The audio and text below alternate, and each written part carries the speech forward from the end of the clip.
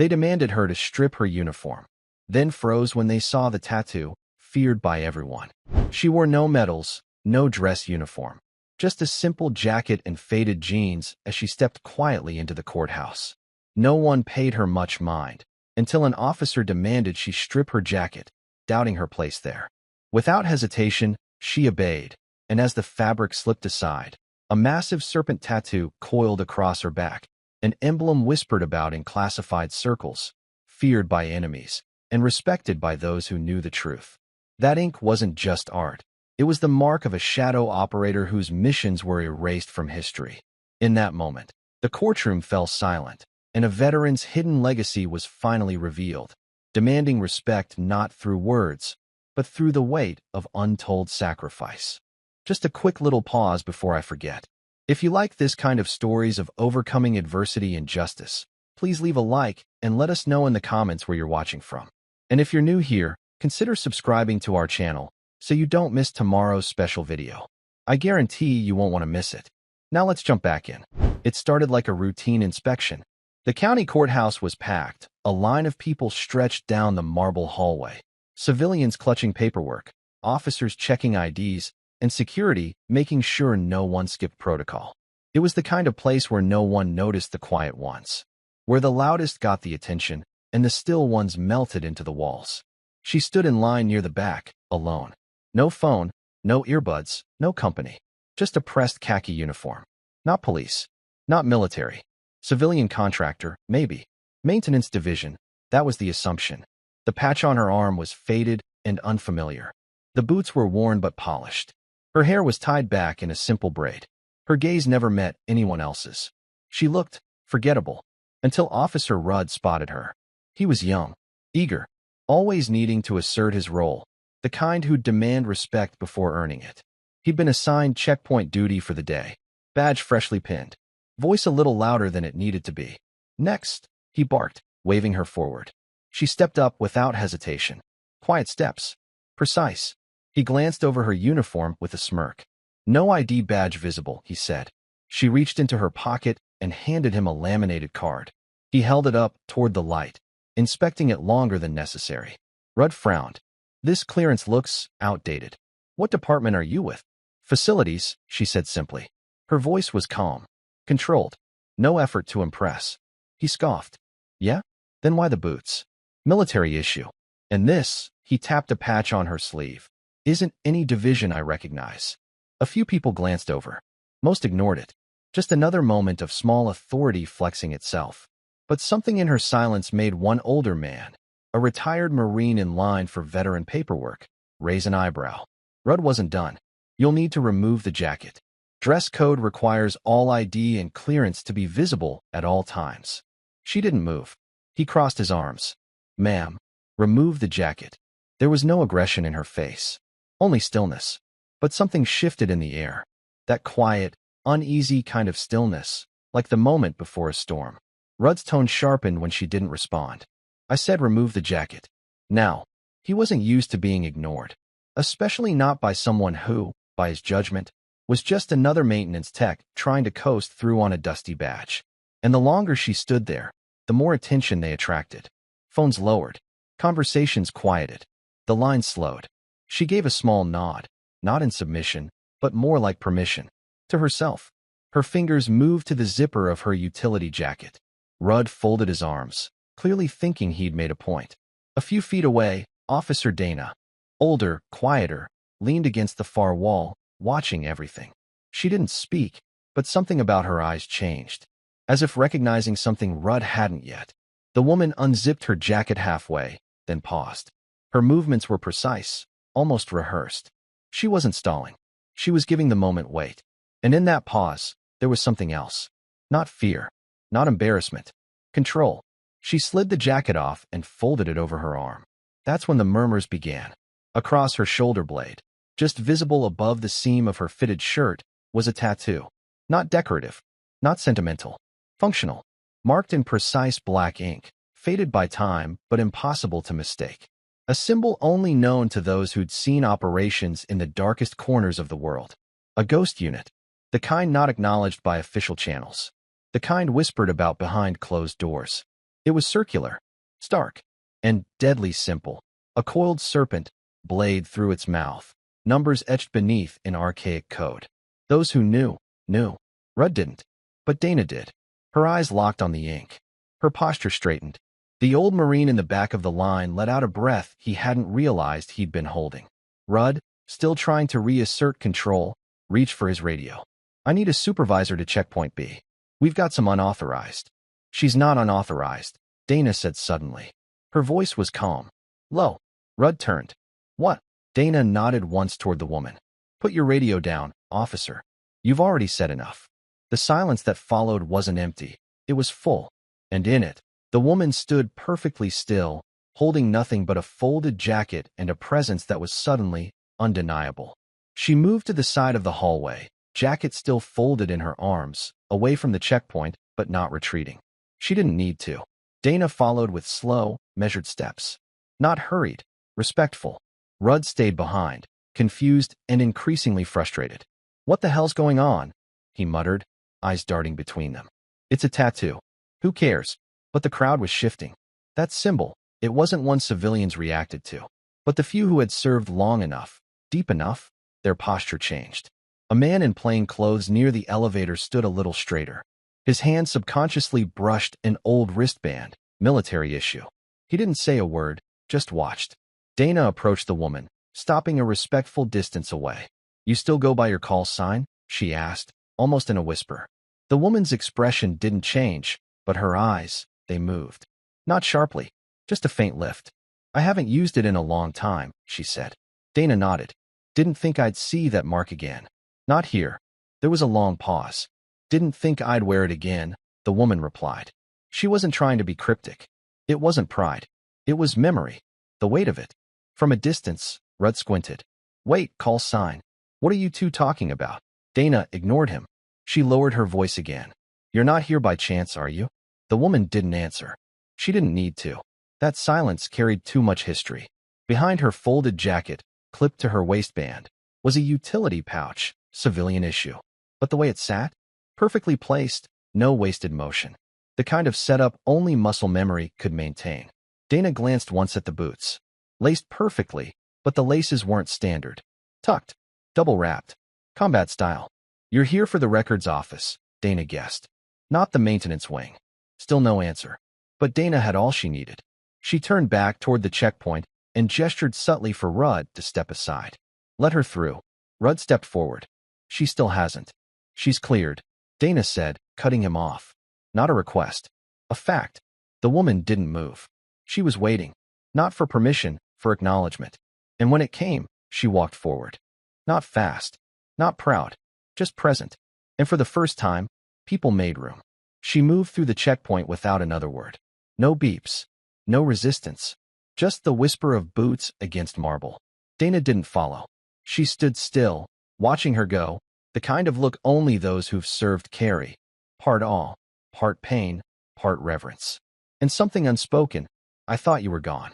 Down the hall, past rows of waiting chairs and glass-framed notices, the woman walked with quiet precision. Every step measured. Her folded jacket held like it meant something. Not utility, memory. A layer of who she used to be, now resting calmly in her arms. She reached the door marked archives and sealed records. Authorized only, paused, and gently knocked. Inside, a clerk, maybe late 30s, glasses sliding down her nose, visibly overworked, glanced up. You need to schedule for sealed records access, she said automatically, not even looking. 2 weeks minimum. The woman stepped in and laid her laminated clearance badge on the counter. The clerk finally looked up. Her brows furrowed. This format isn't used anymore. The woman gave a small nod. I know. The clerk turned it over and paused. On the back, printed faintly but unmistakable, was a series of initials and clearance codes that hadn't been used publicly in over a decade. The clerk looked up, really seeing her now. I'll need to call a supervisor. No need, the woman said, her voice calm. She slid a small, worn envelope onto the counter. He's expecting this. The clerk opened it. Inside, a sealed military tag, and a name, handwritten in block letters. Not the woman's. Someone else's. The clerk's hand shook slightly. She hit a button on the wall without saying a word. Behind her, a locked door buzzed. The woman stepped through into the secured back room. No hesitation. No fanfare. Just presence. Meanwhile, in the outer lobby, Officer Rudd still looked confused. He leaned toward Dana. "Who is she?" he asked. "Seriously, what was that tattoo?" Dana exhaled slowly. "She's not on any roster you'd recognize. She won't be in any system you can access. But I'll tell you this." She turned to him fully now. "People in rooms you'll never enter used to lower their voices when she walked in." And for a long time, Rudd had no response. Just silence. 3 hours earlier, she had arrived at the courthouse's side entrance, the one where contractors entered, unbothered by security. She wore the same khaki uniform. Faded. Unremarkable. She could have passed for anyone. HVAC tech, janitorial staff, records courier. It was intentional. She wasn't here to be noticed. She never was. Even her car, an old, sun-bleached sedan with rust spots and a cracked taillight, blended into the staff lot like it belonged to no one in particular. She'd made herself invisible for years. The front desk clerk hadn't looked up when she signed in. No one asked for her name. They never did. That morning, she had walked the perimeter first, not because she was cautious, but because her instincts hadn't dulled. She noted exit points, blind corners, cameras that panned too slowly. She did it without thinking, like breathing. But the truth was, she wasn't just avoiding notice. She was watching someone. Someone inside. Someone whose name was still buried in a sealed file beneath this very courthouse. A name that haunted the edges of her dreams, surfaced in classified communiques long after she'd been told the mission was over. She'd come for that file. And only one. But to get it, she had to wear the old uniform. Not for permission, but to remind herself who she was before she disappeared into the silence. Still, Rudd hadn't been the first to underestimate her today. In the break room earlier, 2 court officers had walked in while she was grabbing a bottle of water. They didn't notice her until she stood between them and the fridge. One scoffed. "Maintenance. Must be a diversity hire." The other laughed. "Or someone's cousin playing soldier." She didn't flinch. She didn't even look at them. Just stepped aside. Quietly. They'd walked past her like she wasn't even there. But later, one of them, the taller one, would catch a glimpse of the tattoo on her back and freeze mid-step. And that laugh? It would never come out again. Because there's something about truth when it reveals itself. It doesn't yell. It just stands there, calm and unshakable, and lets the world catch up. Back in the hallway, the buzz around the checkpoint had mostly faded, but not entirely. Rudd sat stiffly behind the desk now, arms crossed, chewing on the inside of his cheek. He was trying to make sense of what had just happened, trying to find a crack in it, some policy she had broken, some rule he could cling to. But there was nothing. Dana hadn't said another word to him. She didn't need to. Meanwhile, the taller of the 2 court officers, the one who'd laughed in the break room, had reappeared near the vending machines. He watched the hallway where the woman had disappeared through the restricted door. His expression had changed. He recognized the mark. Not because he'd served, he hadn't, but his brother had. And once, years ago, in a VA hospital bed, his brother had whispered about the shadow team. The ones who wore no insignia. The ones who came in when everyone else failed. The ones with the snake. He'd thought it was exaggeration. Myth. War stories filtered through morphine and trauma. But now, he stepped closer to Dana. Who was she? Dana didn't look at him. You should be asking what you almost said to her. He swallowed. Some legends aren't written in books, she added. They walk past you holding jackets you told them to take off. The officer backed away slowly, suddenly aware of how loud his presence had been. Across the lobby, someone else wasn't so cautious. A young woman in a pressed suit, city prosecutor's office, marched up to Dana, clipboard in hand. Who authorized her to access the restricted archive? She snapped. There's no one on today's list. If this blows back, Dana didn't even blink. You'll want to read Section 9 of the Security Protocol. Paragraph 4. The woman frowned. That hasn't been used in years. Dana met her gaze evenly. Exactly. The prosecutor hesitated, then lowered the clipboard. For the first time in that courthouse, people were beginning to realize. They hadn't seen a mistake pass through. They'd seen someone they didn't know how to classify. And worse, they had treated her like she didn't belong. But people like her, they never asked to belong. They just walk through the fire and leave it behind them. Deep in the archives room, the light was dim, humming faintly with old fluorescent flicker. She moved through the narrow aisles of metal filing cabinets like someone who had memorized the terrain. The hum of the courthouse above was muffled now, replaced by the quiet weight of memory, paper, and dust. The clerk had left her alone. No questions, just a key. She liked it that way. There was something sacred about silence, especially after years of operating in places where silence had kept her, and others, alive. Her hand brushed along drawer handles, eyes scanning coded labels. Then she found it. A cabinet marked Redacted Personnel/Classified Deceased. The key fit. The drawer slid open with a heavy metallic groan. Inside, just one file. A slim, sealed folder with a weathered black cover and a stamp in faded red ink. Deceased. Operation Strix/Level 7 clearance required. Her breath caught. Not because she doubted it would be there, but because part of her had feared it would be empty, erased. Like so many others. She opened it. Slowly. Inside were two photographs. One of a man in combat fatigues, blurred out background, face partially shadowed. The other, a photo of both of them, years ago. Smiling. Back when smiles were still something they allowed themselves. Her hand trembled slightly as she traced the edge of the photo. He had been more than a teammate. More than a handler. He had saved her life 3 times. Once with words. Twice with action. And yet his name had vanished from every official record she could find. Until now. Outside, the courthouse rhythm resumed. Footsteps. Doors opening and closing. The indifferent churn of bureaucracy. But in that moment, she wasn't in a courthouse. She was back in Kandahar. Rain on metal. Red dust.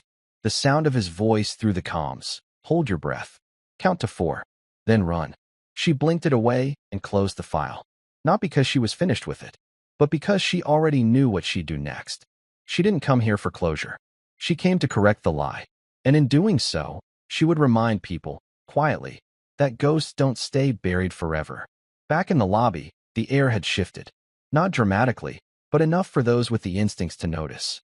Dana stood alone now, arms folded, watching the hallway she had disappeared into. She hadn't moved in 15 minutes. Not to chase, not to explain. Just stood there, like a sentry. Rudd finally broke the silence. So, she's just allowed to walk through restricted files? Dana didn't answer. He scoffed, nervous. You're acting like she's some kind of ghost agent or something.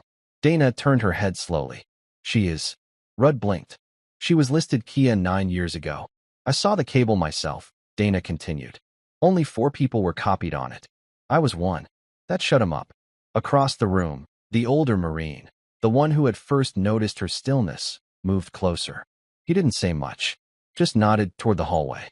She's one of them, isn't she? He asked. Dana gave a soft nod. Coiled Serpent Division. Off books. They handled recovery, denial, extraction. 0 exposure tolerance. Most didn't make it past 30. The Marine lowered his head. We heard whispers, but they always said it was just a story. Dana shook her head. Stories don't walk through security without being stopped. The Marine's voice turned quiet. And they don't carry that look in their eyes unless they've buried too many friends. There was a long pause. Then he added, almost to himself, we shouldn't have let her walk in alone. Dana's jaw tightened. She wouldn't have let anyone come with her. That's not how they work. Rudd finally leaned against the wall, shaken. What do they even do? Dana's eyes returned to the hallway. They do the things no one wants to admit we needed done. Down in the archives, the woman slipped the photos back into the file, sealed it again, and pressed her thumb against a chipped ink pad. She left her mark on the back cover, a simple print. Nothing fancy, just proof of presence. She closed the drawer, locked it, and slid the key into her front pocket. No one else would touch that file. Not unless they knew where to look. And almost no one did.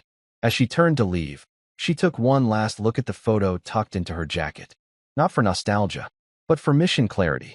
And then she walked out, the weight still in her posture, but her steps lighter than they had been in years. She emerged from the secured wing with the same quiet presence she had entered with. No fanfare, no announcement. But this time, people noticed her. They didn't know what they were seeing, not fully, but something in their gut told them they'd missed something important. Something that had passed within inches of them. A name never spoken, a weight never measured. The courthouse lobby fell into a hush again as she crossed it. The prosecutor who had barked earlier lowered her clipboard. The tall officer from the break room stared, hands now clasped respectfully in front of him, shame written across his features. Even Rudd said nothing. He wanted to. You could see it in his jaw, locked tight, like someone forcing back an apology they didn't yet understand how to deliver. She didn't look at any of them. She didn't need to. Her eyes remained forward as she approached the exit. But something unexpected stopped her.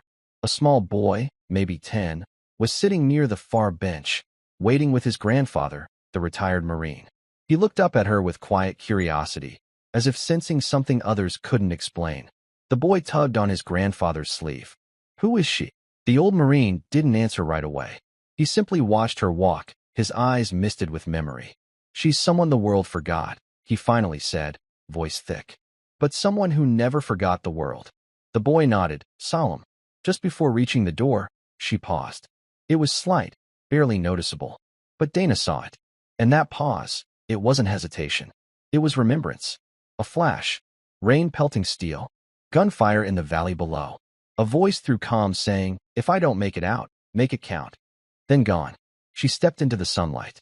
The heat hit her face like a memory. The noise of traffic, birds, the distant hum of the courthouse behind her. But she didn't stop. Not until she reached the far corner of the lot, where her car waited. She opened the passenger door, reached inside, and pulled out a small, locked case. She hesitated before opening it. Inside, a worn sidearm. Disassembled. Clean. And beneath it, a folded cloth bearing the serpent mark, coiled, silent, waiting. She stared at it, heart pounding.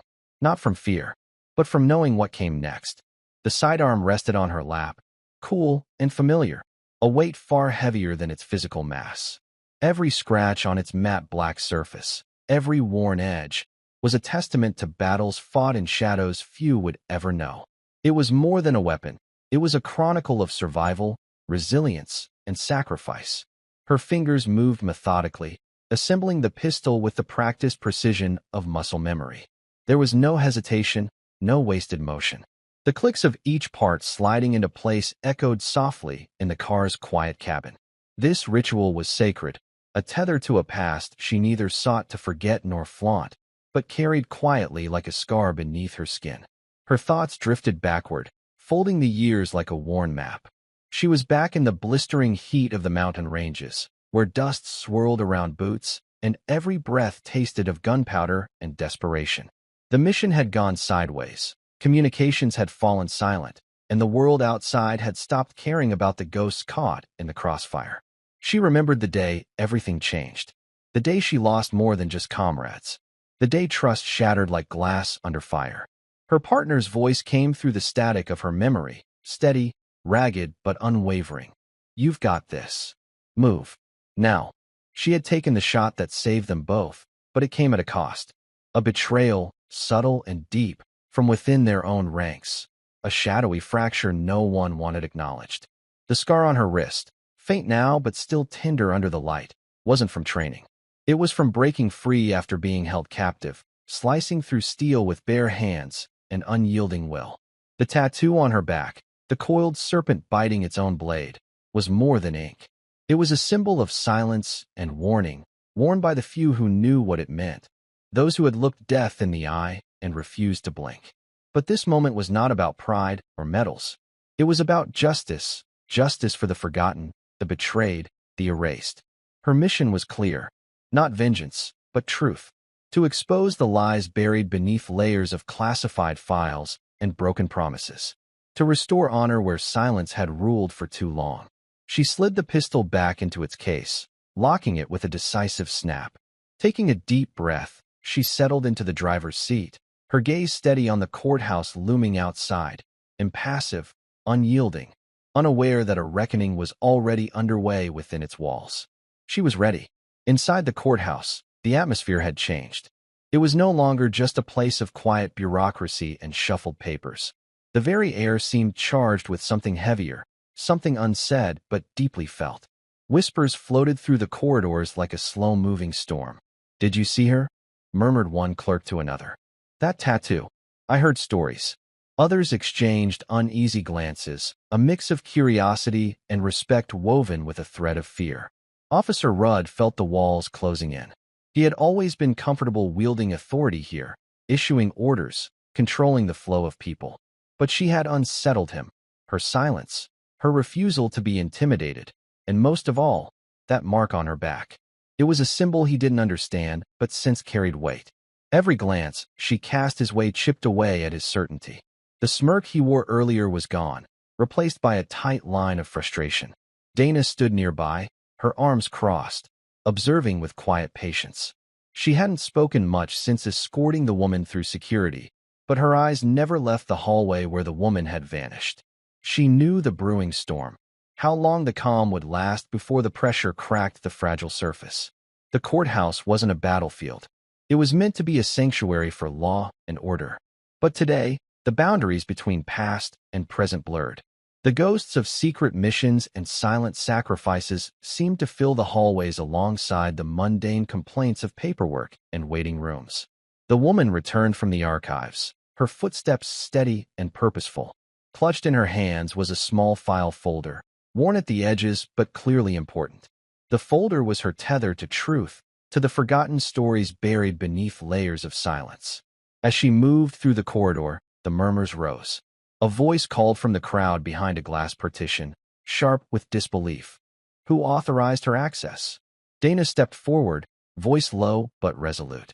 The clearance is valid, and this file contains information vital to correcting an error that has haunted too many lives. Rudd bristled, trying to reclaim control. We have protocols, procedures that must be followed. Dana met his glare evenly. Sometimes, she said quietly, the truth requires bending rules, not breaking them. Eyes followed the woman as she walked on, clutching the folder like a lifeline. The retired Marine nearby watched her in silence, pride and sorrow mingling in his expression. He whispered under his breath, "She carries more than scars. She carries the weight of all we lost."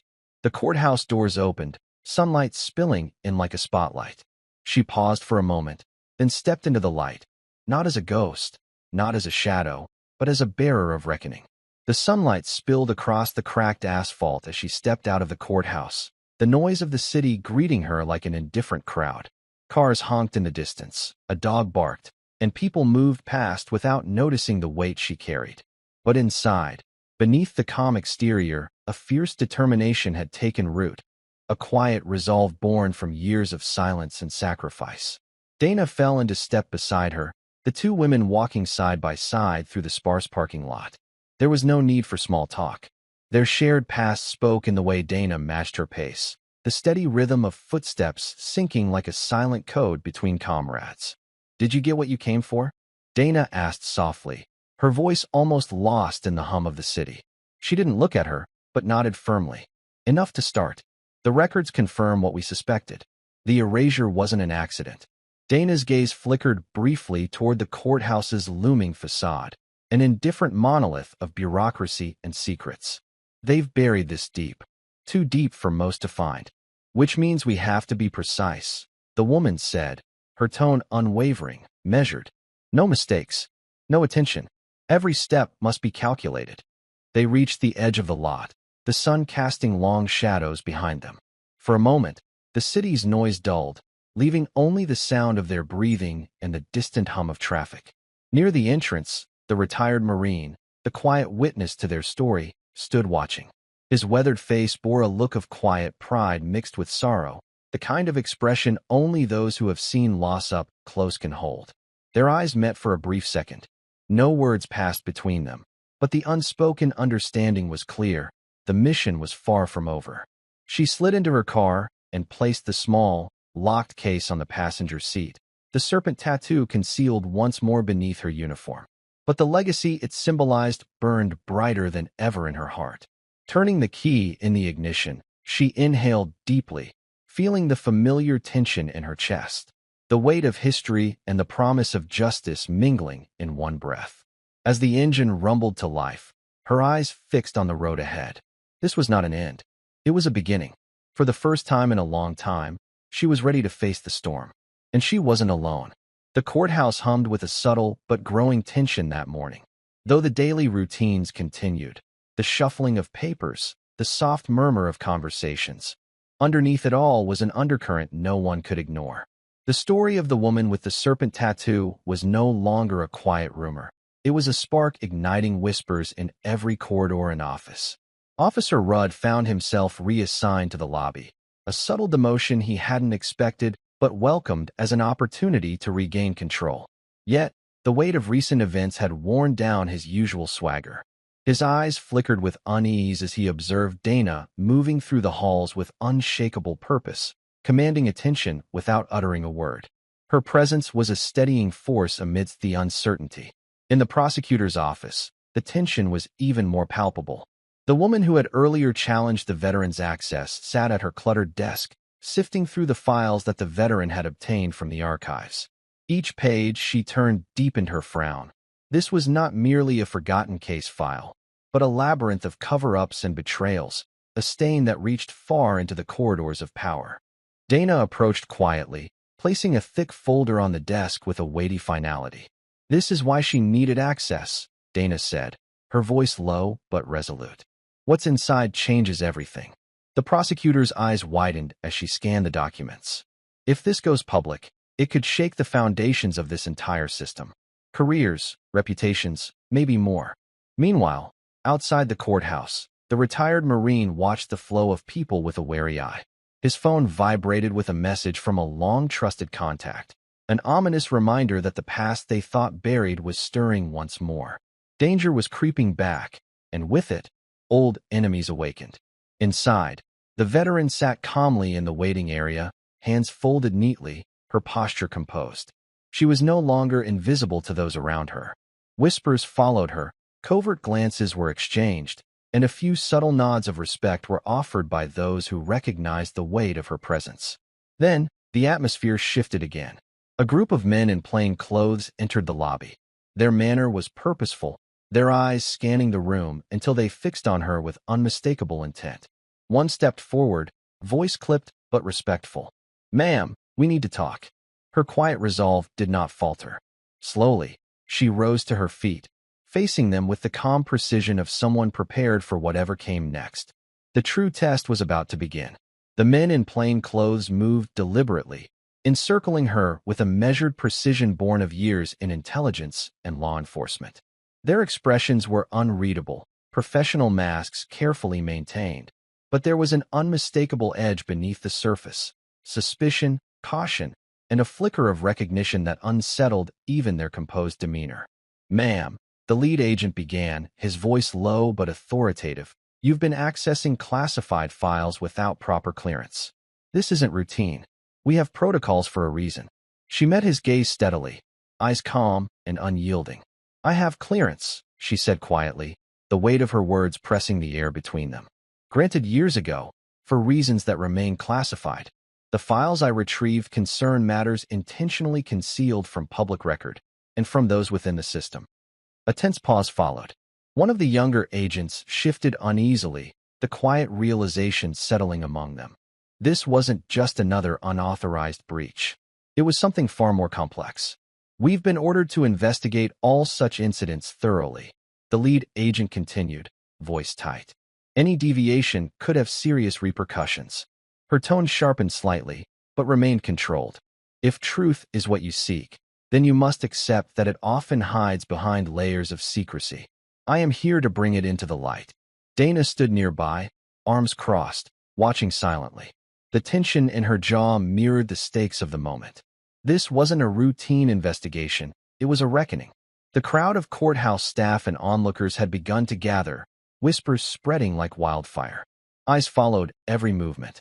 The shifting power dynamics became palpable as the woman's quiet strength contrasted sharply with the agent's formal authority. One agent produced a sleek ID scanner, its light pulsing softly. "Identify yourself. We need proper clearance confirmation." Slowly, she reached inside her jacket, retrieving a worn, laminated ID card.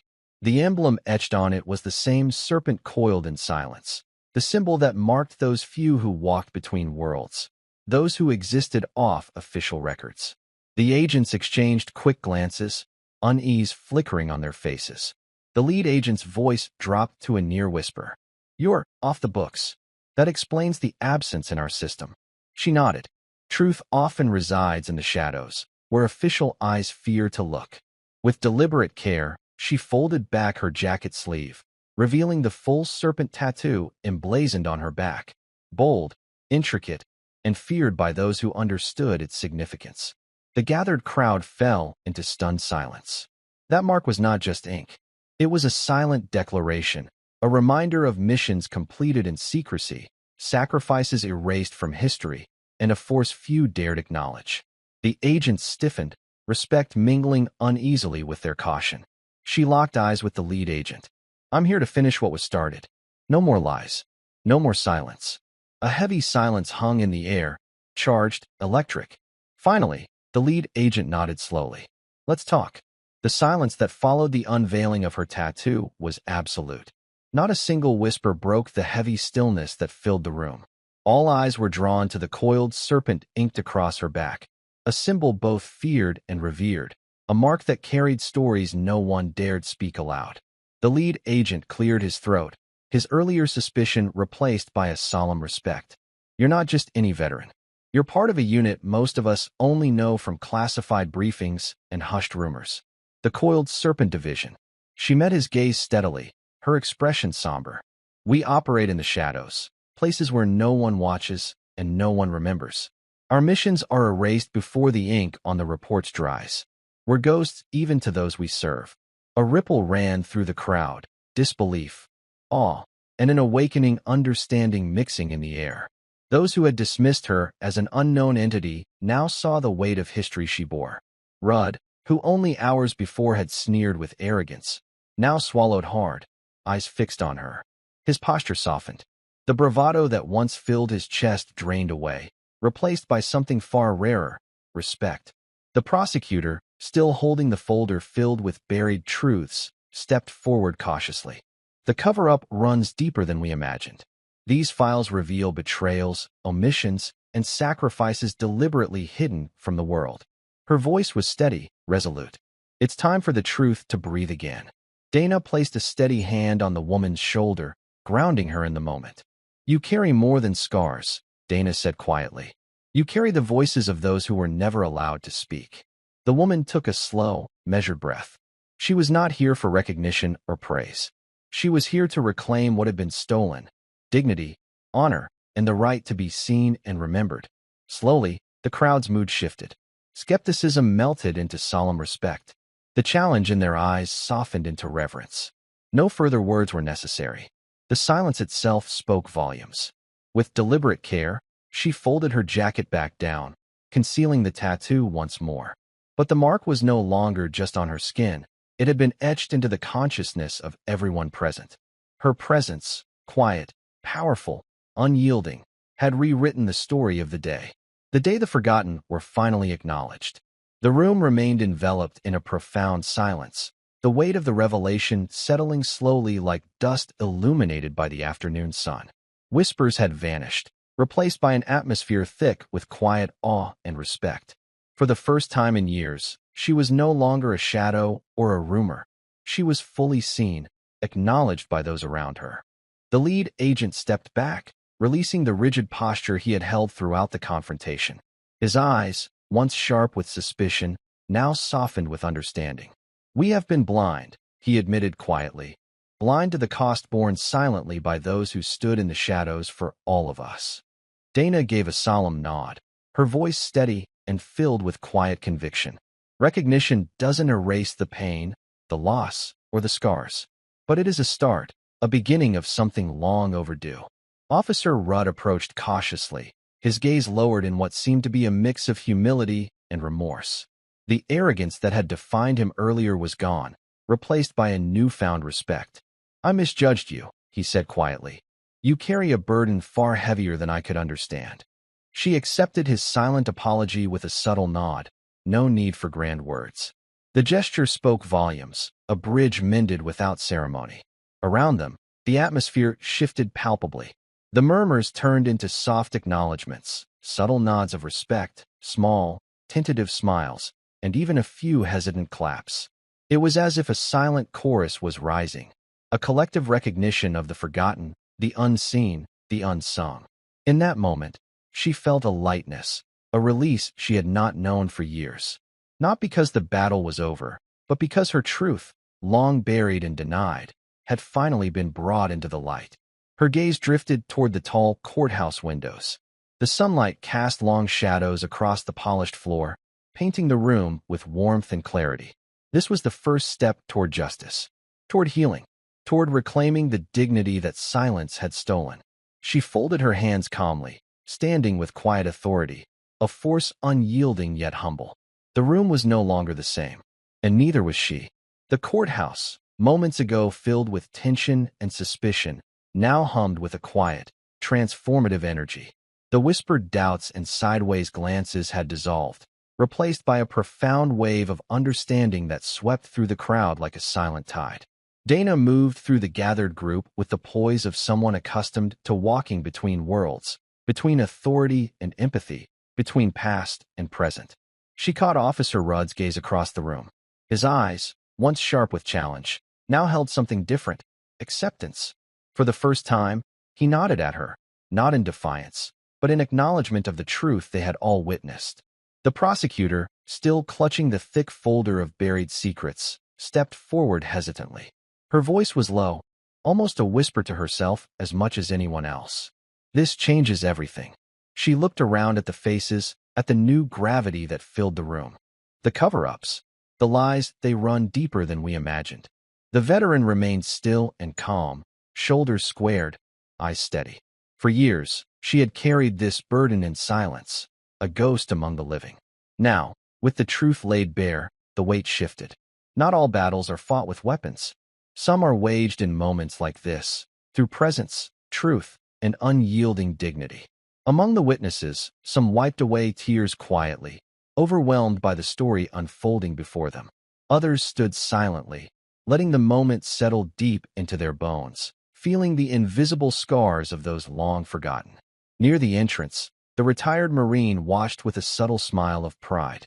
His weathered face spoke volumes. He understood the true cost of invisible battles and the profound honor in reclaiming a stolen story. Without a word, the veteran turned away from the crowd. Her movements were deliberate, steady, each step a reclaiming of her dignity and identity.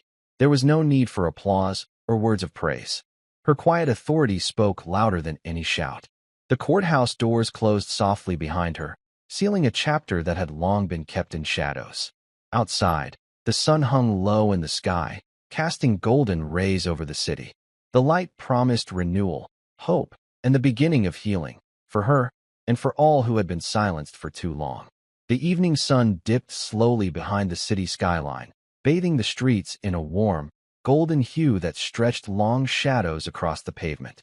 She walked steadily away from the courthouse, each footfall measured and deliberate. There was no rush, no frantic energy, just the quiet, unshakable resolve of someone who had carried an invisible burden for far too long. Inside the courthouse, the clatter of the day had faded back into routine. Clerks sorted papers, footsteps echoed faintly down hallways, and the hum of air conditioning filled the silence. Yet beneath the surface, the atmosphere had shifted irrevocably. The stories that had once been whispered in shadowed corners were now acknowledged openly, etched into the collective memory of those who had witnessed her presence. She paused at the edge of the sidewalk, taking a slow, deep breath. The cool evening air filled her lungs and seemed to carry away some of the weight she'd borne for years. It was not relief born from victory alone, for the fight was far from over, but from the simple, profound act of being seen and heard. A passerby crossed her path, offering a respectful nod, a small, almost imperceptible gesture, but one that echoed like a thunderclap in her heart. Recognition, after years of invisibility. It was not the validation of strangers she sought, but it was a sign that the world, even in its smallest moments, was beginning to change.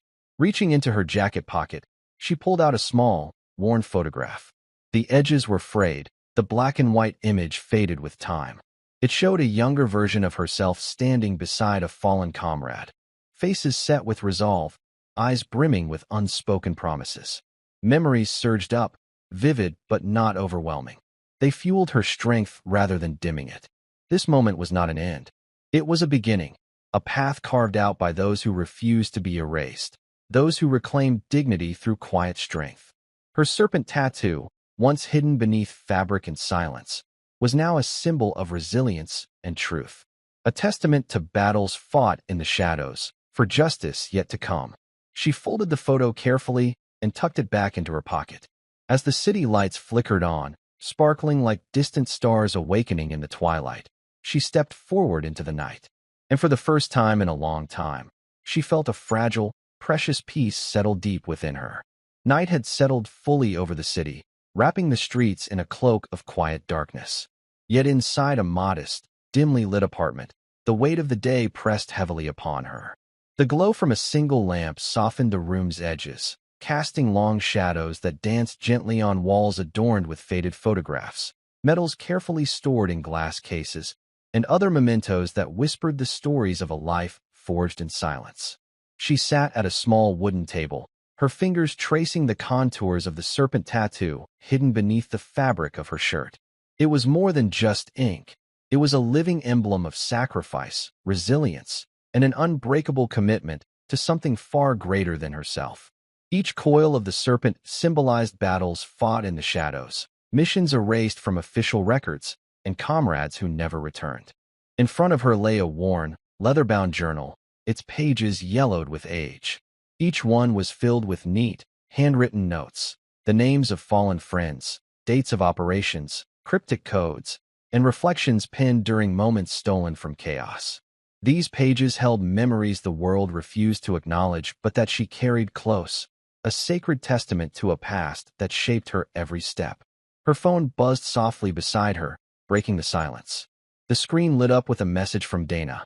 "Tomorrow is another step. We're not done." She allowed herself a small, weary smile. The exhaustion etched into her face softened for a moment, replaced by a glimmer of hope and determination. This journey, painful and difficult as it was, no longer felt solitary. For the first time in a long while, she knew she wasn't walking this path alone. Carefully, she gathered the journal and a small, worn photograph, a black and white image of herself standing beside a fallen comrade, faces etched with quiet resolve and unspoken promises.